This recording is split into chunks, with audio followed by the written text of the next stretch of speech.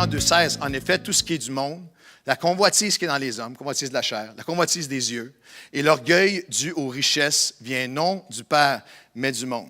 Trois grandes sphères de tentation qu'on a besoin de connaître. La convoitise de la chair, le soi, les soifs de l'être humain, le sexe, les soifs de l'être humain à tout égard. Et l'enseignement d'un parent qui va communiquer à comment Dieu veut à créer ces soifs, mais comment les canaliser, quelles sont celles qui sont destructives, quelles sont celles qui sont positives, qui sont constructives. La convoitise des yeux, le superficiel, le salaire, le statut, l'orgueil de la vie, le standard social, la position, on pourrait dire les passions, les possessions, le positionnement dans la vie. C'est les mêmes tentations avec lesquelles Satan a tenté Adam. C'est les mêmes tentations, je peux les traverser, avec lesquelles il a tenté Jésus alors qu'il était au désert et que Jésus a vaincu chacune des tentations. C'est les mêmes tentations avec lesquelles il nous tente nous et c'est les mêmes tentations avec lesquelles, dans une sphère ou une autre, il va tenter nos enfants. Et nous les protégeons étape par étape, jour après jour, en leur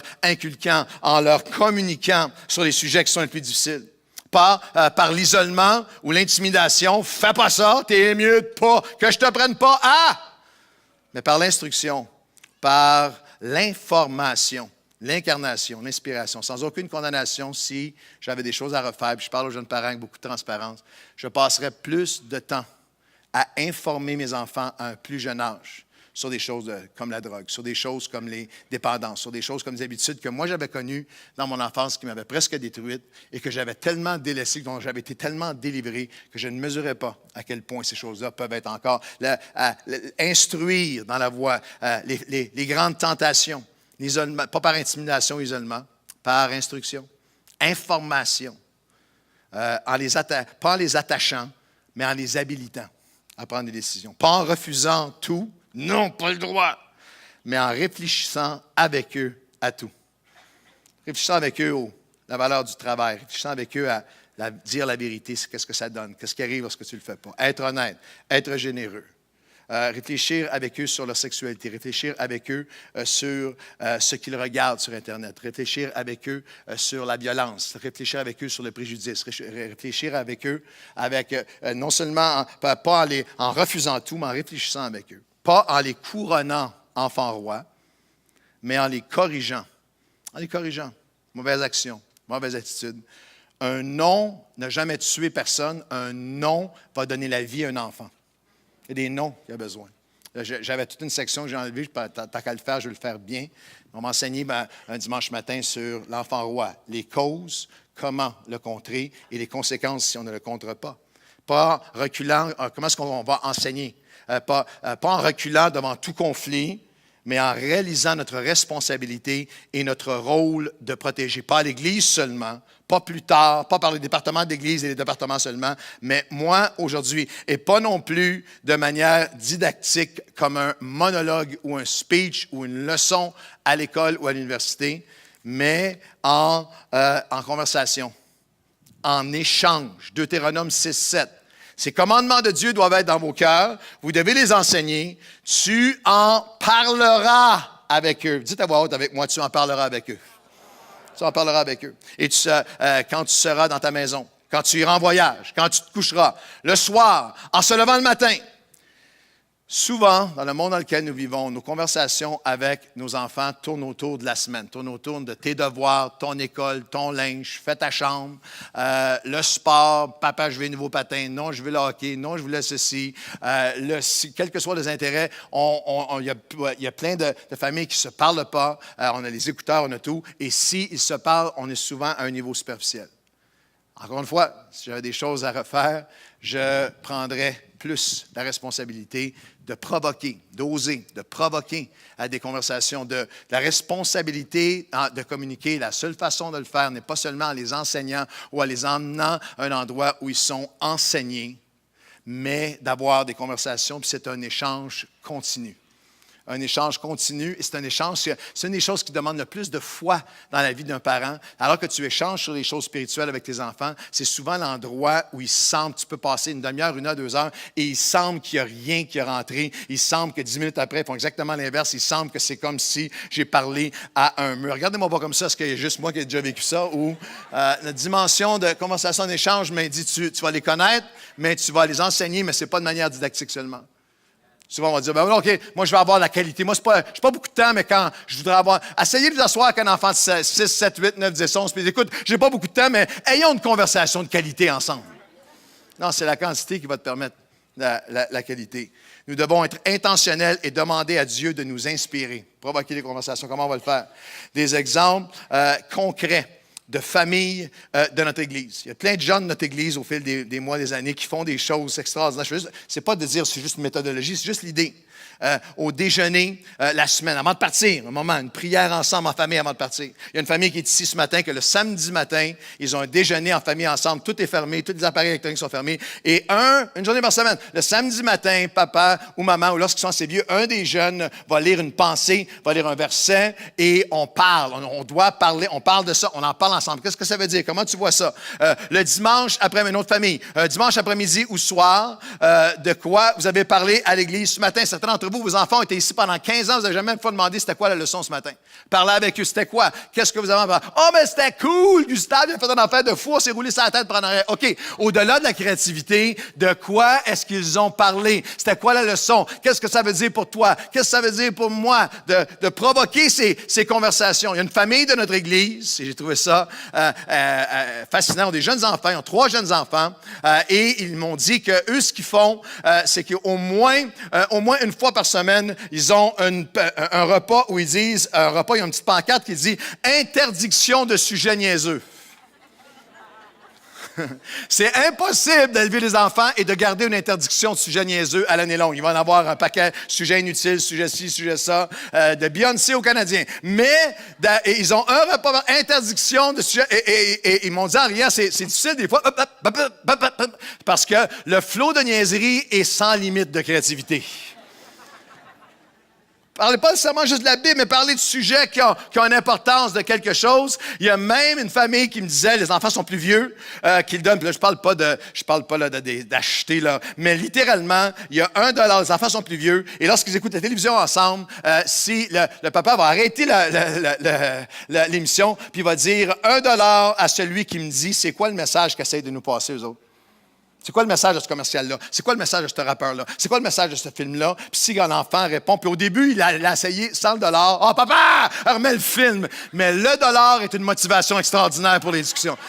Quelle que soit la façon, c'est le matin, c'est le soir, c'est ce que je vais inculquer, vous dire ce matin, ça doit être un mode de vie. Je me lève, je me couche, je suis créatif, je cherche des manières, il n'y a pas de break, en vacances, en voyage. Seigneur, aide-moi à échanger afin de protéger mon enfant dans les choses de Dieu. Quelqu'un devrait dire oui.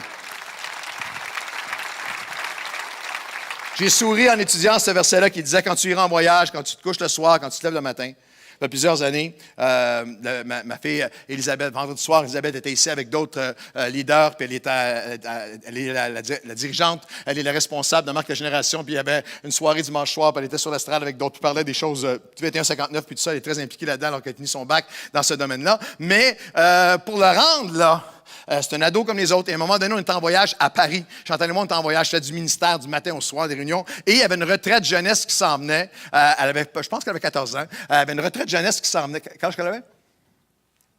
14-15. Alors, et la retraite jeunesse s'en venait. Le vendredi soir, c'était prévu qu'elle ait la retraite jeunesse. On avait demandé à un petit couple d'étudiants de l'ITF de la garder, qu'on connaissait, de rester à la maison avec eux, puis elle connaissait bien. Et lorsqu'on a appelé de Paris, c'était la nuit pour nous. Lorsqu'on a appelé de Paris, on a parlé avec ceux qui les gardaient. Comment ça va à la maison? Oh, ça va bien. C'est juste que Elisabeth, c'est drôle, hein? À tous les soirs, elle s'en va chez des amis, elle étudie chez un ami, elle étudie chez un autre. Jamais étudié ailleurs, pas le droit d'aller étudier ailleurs. Qu'est-ce qui se passe? Qu'est-ce qui arrive? Ah, ouais? Ben, passe-moi là donc. Bon. Alors, ben là, elle est très occupée. Elle dit qu'elle est très occupée. Puis en passant, elle ne pourra pas aller à la retraite spirituelle parce qu'elle a trop de devoirs. Elle s'en va passer la fin de semaine chez les amis. Quoi? Et là, passe-moi là, au téléphone, Bella, il faut que tu ailles à la retraite, c'est important. On sentait, au-delà de juste c'est bon pour être à la retraite, une urgence spirituelle qu'il faut que tu ailles à la retraite. Après ça, passe à maman. Après ça, pendant que papa il parlait au téléphone de Paris, maman priait. Puis après ça, lorsqu'on a... Bella, c'est ta décision, c'est ton choix, mais encore vraiment, tu devrais y aller. Et je vous avoue que papa, j'avais prêché toute la journée, etc. Le verset dit, quand tu es là, quand tu es en voyage, le matin, le soir, et là, c'était le soir. Puis je prêchais 8 heures le lendemain matin. Je me suis endormi ce soir-là en entendant Chantal à côté intercéder. Prier. Seigneur, fais que. Seigneur, touche son cœur. Seigneur, prépare-la. Et ma fille vous dirait que cette retraite-là est devenue un moment, ce n'est pas le seul moment, ça n'a pas tout fait, mais c'est devenu un moment. Elle avait des plans cette fin de semaine-là, alors que les parents étaient partis pour un autre genre de fin de semaine, chez des amis, premier party, première affaire, premier ci, premier ça. Au lieu de ça, finalement, je crois que directement en réponse au cœur et aux prières et à l'échange, et conversations et convictions et intercessions de maman, de papa, finalement, l'Esprit de Dieu, elle est allée à la retraite et elle avait un rendez-vous divin à cette retraite-là qui a fait une différence dans sa vie. Je vous dis, mon Seigneur, aide-moi, rappelle-moi mon appel à protéger ma maison. Quelqu'un va dire oui. Par la compréhension et l'enseignement, conversation, continue, les échanges. Faites produire des convictions en eux. Par la conduite et les exemples. Jean, chapitre 13, verset 3 et verset 15. 13 à 15. Jésus prend une bassine et lave les pieds de ses disciples juste avant d'aller vers la croix et la résurrection. Et Jésus savait que le Père avait tout remis entre ses mains, qu'il était venu de Dieu, qu'il retournait à Dieu. Vous m'appelez Maître et Seigneur, et vous avez raison car je le suis. Si donc je vous ai lavé les pieds, moi le Seigneur, le Maître, vous devez aussi vous laver les pieds les uns des autres, car je vous ai donné un exemple afin que vous fassiez comme je vous ai fait. Remarquez que Jésus est à son paroxysme d'autorité. Tout pouvoir lui a été donné. Il est à ce moment-là parfaitement dans la volonté de Dieu, avec toute puissance dans le ciel et sur la terre. Et pourtant, il ne donne pas des ordres, il donne un exemple. Je vous lave les pieds, je vais vous donner un exemple. Et maintenant, ce que je fais, je vous le fais comme un exemple. Je vais le modeler devant vous. Le monsieur, comme à tous les soirs de paye, est en chemin, ramasse le chèque ou ramasse le cash et s'en va, une soirée d'hiver, le soir de paye, s'en va, comme à toutes les fois, vers la taverne pour boire son chèque. Puis alors qu'il s'en va vers la taverne, il entend un bruit comme le crissement dans la neige. Il se retourne et voit, il ne s'était pas aperçu qu'alors qu'il sortait de la maison et qu'il partait, une fraîche neige était tombée et son petit garçon faisait comme ça. Il mettait ses pieds dans les traces et il marchait littéralement dans les traces de son père vers la taverne. Il n'y a rien de plus puissant au-delà de nos paroles, de notre enseignement, de notre échange, que notre exemple de qui nous sommes. La génération dans laquelle nous vivons, ça n'a jamais fonctionné, mais culturellement, la génération dans laquelle nous sommes n'a aucune tolérance pour « fais ce que je dis, fais pas ce que je fais ». Aucune. Les jeunes, sans nous le dire, il y a quelque chose en eux, lorsqu'il y a une contradiction absolue, même si votre culture est chrétienne, même si vous les amenez à l'Église, même si vous avez le discours chrétien à l'Église, même si vous vous chaînez la face en venant à l'Église, vos paroles et vos actions à l'Église, les enfants ont quelque chose en eux qui crie « Je ne suis pas capable, je ne peux pas entendre ce que tu dis, tes actions crient trop fort. » Jésus avait toute autorité, mais il a donné un exemple. Sans aucune, vraiment, sans aucune condamnation, ni sans aucune culpabilité. Et de manière totalement imparfaite en vous disant, moi aussi, je vais vous dire, voici des valeurs que j'ai cherché non seulement à enseigner, puis je vais vous dire qu'à l'enfance, la dimension enseignement va avoir une grande importance, mais plus les années passent, on doit continuer à communiquer, à échanger, à enseigner, mais il vient un moment donné où la seule chose qui a un impact, c'est notre vie. Ils ne veulent plus entendre, ils ne veulent plus discuter, ils ne veulent plus voir, mais la vie parle encore. Ta vie parle encore. Et d'une manière très transparente ce matin, je dois vous dire ce que j'essaie, ce qu'on essaie, Chantal et moi, ce qu'on essaie, on essaie, bien et parfaitement, de donner comme exemple à nos enfants. Des exemples de passion. De passion pour Dieu, de passion pour le peuple de Dieu, passion pour ceux qui souffrent. On a voulu donner des exemples de générosité toute notre vie. Générosité de toutes les façons possibles, d'être ouvert, d'être attentif, de sacrifier. Ça fait mal, mais on donne. Parce que c'est le cœur de Dieu qui est généreux vers nous. Des exemples de nos valeurs. On peut les communiquer, mais il y a une incarnation de nos valeurs. Notre foi. Pas juste quand ça va bien, quand ça va mal. Nos priorités, ce qui a une valeur, ce qui est important. Exemple de travail, de rigueur. J'ai voulu inculquer à mes enfants. J'avais souffert beaucoup venant d'arrière-plan où l'image paternelle n'était pas comme ça.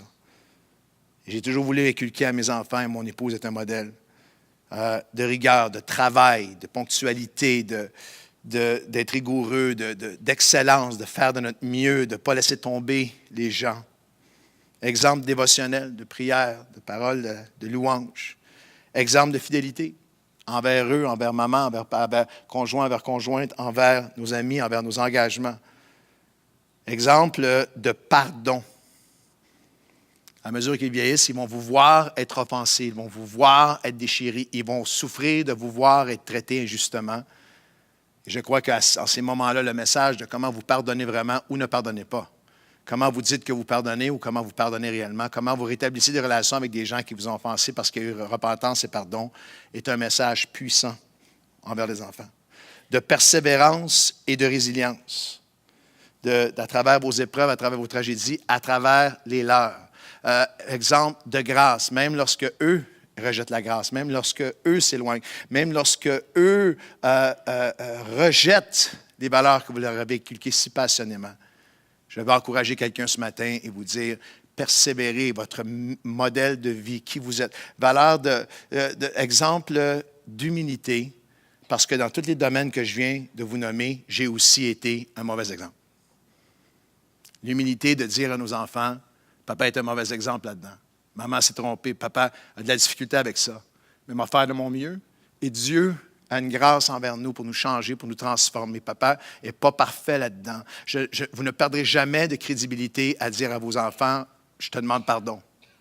Vous ne perdrez pas de crédibilité à dire à votre fils ou à votre fille, je te demande pardon, à ce que en tant que conjoint, vos enfants vous voient dire à maman, vous avez fait quelque chose, vous avez dit quelque chose à propos de maman, vous avez agi d'une manière devant maman ou envers votre époux, devant les enfants, et d'arrêter de dire, lorsque maman a fait ça, c'était pas bien. Lorsque on vous demande pardon, on se demande pardon. Il y a quelque chose au-delà du message parlé qui est l'exemple de nos vies. Je vais encourager quelqu'un ici, après 30 ans de ministère, je vais encourager quelqu'un et vous dire, ton exemple compte en ce moment dans la pire période, alors que tu te tiens, alors que tu aimes, alors que tu pardonnes, alors que tu donnes grâce par-dessus grâce, alors que tu deviens littéralement personnifie le Dieu de grâce et de patience. Ton exemple compte, ta semence compte, elle va porter un fruit, elle va changer des choses, elle va amener une récolte dans la vie de ton enfant. Le combat par son esprit. Éphésiens chapitre 6 et au verset 10 nous dit, au reste, fortifiez-vous dans le Seigneur par sa force toute puissante. Car nous n'avons pas à combattre contre la chair et le sang, mais contre les dominations, les autorités, les princes de ce monde de ténèbres, contre les esprits méchants dans les lieux célestes. C'est pourquoi prenez toutes les armes de Dieu, afin de pouvoir tenir ferme dans le mauvais jour. Et après, tenir ferme dans les jours difficiles, et tenir ferme après avoir tout surmonté. Une des erreurs que nous faisons lorsqu'on lit des passages comme celui-là, si je vais demander à la majorité des chrétiens ici, dans Éphésiens, qui ont lu la Bible, le Nouveau Testament, dans Éphésiens, c'est quoi le chapitre sur le combat spirituel? Et la majorité dirait Éphésiens 6, c'est le chapitre combat spirituel. Et si vous faites une étude d'Éphésiens, souvent, les commentateurs vont dire chapitre 5, les relations interpersonnelles, chapitre 6, le combat spirituel. Mais le chapitre 6 commence avec les mots « au reste », « lolipon ». Dans le grec, c'est qui veut dire le lien thématique entre ce qui précède et ce qui suit. C'est littéralement « enfin » ou « finalement » ou « pour conclure » ou « pour unir ces deux concepts. C'est très simple, mais il faut se rappeler que les lettres du Nouveau Testament n'ont pas été écrites avec des chapitres et des versets. Il n'y avait pas de chapitre, il n'y avait pas de verset, c'était une pensée continuelle. Et si vous lisez le chapitre 5 d'Éphésiens, c'est hallucinant. Si vous lisez le chapitre 5 d'Éphésiens, c'est toutes les relations. Mari et femme, c'est parents et enfants, c'est enfants envers leurs parents. C'est ta relation avec tes paroles, tes conversations, tes priorités, ton temps, ton ordre du jour, ton agenda, la rancune, les choses, et c'est pour ça que les commentateurs disent, chapitre 5, le chapitre des relations interpersonnelles, de moi et ma maison, de la famille. Chapitre 6, le combat spirituel. Il y a une rupture qui est là dans cette pensée qui ne reflète pas ni le cœur de Dieu, ni l'intention de l'Esprit de Dieu, ni la réalité. Le mot-clé, c'est au reste. L'olipone. Savez-vous ce qu'il est en train de dire? Voici les relations interpersonnelles. Homme, femme, mari, femme, tes pensées, tes paroles, tes enfants, toi envers tes parents, les uns envers les autres. Et maintenant, au reste, n'oubliez jamais que dans toutes ces dimensions-là, il y a un combat qui est spirituel. Tu as des armes spirituelles. Et après tous les conseils et tous les enseignements et tous les exemples, tu dois combattre par l'Esprit de Dieu et aller chercher tes armes. Le combat pour ta famille est réel, mais Dieu, par son Esprit, peut te rendre capable. Et si tu reviens à ce cœur de combat, quelqu'un va dire oui. C'est pour ça que vous pouvez avoir des gens dans certains milieux qui vont venir à l'église et qui vont avoir un séminaire de 12 semaines sur le combat spirituel et nommer toutes les principautés, puis les dominations, puis ils s'en vont chez eux puis sont exécrables avec leurs enfants. Ils sont pleins de méchanceté, ils sont pleins de dureté, la famille s'en va de toutes les bords. Mais ça, c'est ma famille. Mais moi, je m'en vais faire du combat spirituel. L'Esprit de Dieu veut nous aider dans le combat spirituel, dans nos maisons. C'est là que le combat prend place. Il y a un combat pour l'âme de tes enfants. Lâche pas. Tiens-toi dans la brèche. Puis lorsque tout a été dit, tout a été fait, tu peux appeler à Dieu qui veut changer tes pires échecs dans tes plus grands témoignages, dans ta famille, dans ta maison, avec tes enfants. Verset 18, en tout temps. Faites en dernier verset de l'avant-midi. Faites en tout temps, par l'Esprit en tout temps, parce qu'on peut tellement se relâcher. Par l'Esprit, pas seulement par tes connaissances, tes moyens, les professionnels, les experts, tout à sa place. Mais faites en tout temps, par l'Esprit, toutes sortes de prières et de supplications. Et veille à cela ce matin. Manque pas ça ce matin. N'abandonne pas ça ce matin. Veille à cela avec une entière persévérance, en priant pour tous. Seigneur, lorsque je combats pour ma famille, je prie pour moi et ma maison. Je te prie à chaque jour pour le fruit de ton esprit. Surnaturellement insufflé par ton souffle, par ton aimant. Seigneur, le fruit de patience et de douceur et d'amour et de bonté et de joie. Lorsqu'il n'y a plus de joie avec ce que je vois, de paix, d'amour, de foi. Je prie pour les dons de ton esprit. Parole au-delà de tout ce que je pourrais dire, je ne sais plus par quel bout le prendre, Seigneur. Donne-moi une parole de sagesse, donne-moi une parole de connaissance, donne-moi un discernement spirituel. Marie et femme qui se prennent par la main. Seigneur mon Dieu, donne-nous le fruit de ton esprit. Donne-nous les dons de ton esprit. Donne-nous la vérité de ton esprit, car l'esprit vous conduira dans toute la vérité. Seigneur, je ne veux pas croire des mensonges. Je veux pas, l'ennemi bombarde mes pensées, mon cœur, les faits bombardent mon âme. Esprit de Dieu, tiens-moi dans la vérité des promesses de Dieu. Tiens-moi dans ce qui est vérité. La persévérance de l'esprit. L'enseignement de l'esprit, car l'onction nous enseigne. Le rappel de l'esprit. La paix de l'esprit. Les forces de l'esprit.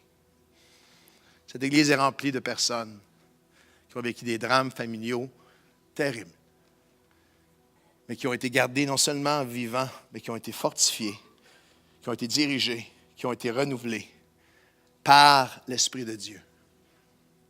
Pour dire, moi et ma maison, nous servirons l'Éternel. Chaque fois que je vois une équipe revenir d'un voyage missionnaire sous le leadership de Sonia Massot, Sonia a grandi dans un foyer chrétien, ses parents, Oscar et Claudette, sont des gens magnifiques. C'est une photo de Sonia aux Indes, alors qu'elle fait, prochaine photo, une équipe toute récente qu'elle a dirigée en Haïti récemment. Et Sonia, c'est une femme de Dieu, et si vous la connaissez, qui rayonne, qui a un sourire, qui a une force, elle a un rire communicatif. Ceux qui la connaissent, tu peux être n'importe où dans un bureau à Nouvelle Vie, sur 3 étages, et si elle est à 1 kilomètre et que Sonia rit, tout arrête, les fenêtres tremblent. Je ne vous imiterai pas son rire, mais il y en a plusieurs aussi qui sont capables de le faire. Elle a un rire absolument incroyable, dynamisme, force, et elle a 2 beaux garçons, elle a 2 beaux gars qui sont des jeunes hommes de Dieu, Sébastien et Yannick, qui servent avec elle. Et les 2 sont impliqués auprès des jeunes. Un est au collège biblique, l'autre est pompier. Les 2 servent, les 2 aiment, les 2 sont super dynamiques. Photo, là. Hey, je te dis qu'il n'y a jamais eu de problème, cette fille-là. Avec sa permission, je veux simplement vous témoigner que plusieurs années, avec un déchirement et un abandon, elle s'est retrouvée, elle n'a jamais pu imaginer que ça lui arriverait de sa vie. Elle s'est retrouvée seule avec ses garçons. Et ces garçons, je le dis maintenant aujourd'hui parce que je les aime les deux tellement, mais les deux gars, quand ils étaient enfants, même dans l'Église, à l'école du dimanche, à l'Église, ici, à Nouvelle-Vie, je ne sais pas lequel des deux, c'est deux jumeaux. Et Sébastien et Yannick, tant qu'ils étaient enfants, étaient les terreurs de l'Église Nouvelle-Vie. Non, sérieux. Ils étaient c'était deux terreurs. Ils avaient une créativité pour faire des mauvais coups qui était sans limite. Et c'est des jumeaux identiques. Tu ne savais jamais si c'était lequel qui avait fait quoi, mais tu savais qu'un des deux était coupable, ça c'est sûr. Et ils se couvraient l'un l'autre, se protégeaient. Et je me souviens, lorsque le drame est arrivé, lorsque le déchirement a pris place, lorsque Sonia s'est retrouvée seule avec tout ce qui vient avec, d'avoir eu la pensée, ouf, qu'est-ce qui va arriver à ces gars-là? Qu'est-ce qui va arriver à ces deux petits gars-là qui avaient un petit côté, qui avaient un côté révolté, qui avaient un côté tough, qui avaient un côté, je ne veux rien savoir de personne. Nous avons vu, elle est loin d'être parfaite. Mais elle m'a inspiré, puis elle a inspiré beaucoup d'entre nous. Parce que nous avons vu cette femme-là se tenir. Échange, conversation, enseignement, modèle, exemple. Mais aussi prière, intercession. Je me souviens dans des temps de jeûne et prière, de pasteurs et de leaders, alors qu'on prie les uns pour les autres, d'entendre cette femme-là commencer à prononcer le nom de ses fils. Déclarer la volonté de Dieu sur leur vie, déclarer les plans de Dieu à des moments où ça ne correspondait pas du tout avec leur attitude ou ce qu'ils vivaient à ce moment-là. Mais de la voir être renouvelée, être fortifiée, prendre ses armes. Tu ne peux pas gagner le combat en restant dans le chapitre 5 seulement, tu dois être dans le chapitre 6. Puis le chapitre 6 inclut ta famille. Dans Éphésiens, on prend nos armes de combat et de jour en jour, d'année en année, cette famille-là, moi et ma maison, sert le Seigneur ensemble. Dimanche passé, alors que sa mère, que Sonia revenait d'un voyage en Haïti, les deux fils servent le Seigneur, puis un des gars qui est étudiant à l'ITF est allé prêcher dans une église avec son grand-père de 84 ans, en 84, Oscar, les deux ensemble, grand-père et petit-fils prêchant la parole de Dieu ensemble. Personne n'aurait pu l'imaginer au moment du drame. Personne n'aurait pu, je veux le redire, Dieu, par son esprit, veut te garder et faire en sorte que ton pire échec devienne ton plus grand témoignage. Que ceux qui disent, Seigneur, que mon pire échec devienne mon plus grand témoignage. Est-ce qu'on peut se lever ensemble? Est-ce qu'on peut donner une ovation au Seigneur? Seigneur, change mes pires échecs en plus grand témoignage. Donne-lui une ovation avec moi ce matin. Allez, Nouvelle Vie. La seule condition, c'est si c'est ta mère, honore-la. Et c'est le seul commandement auquel est rattachée une bénédiction. Si tu veux être béni, honore ta mère.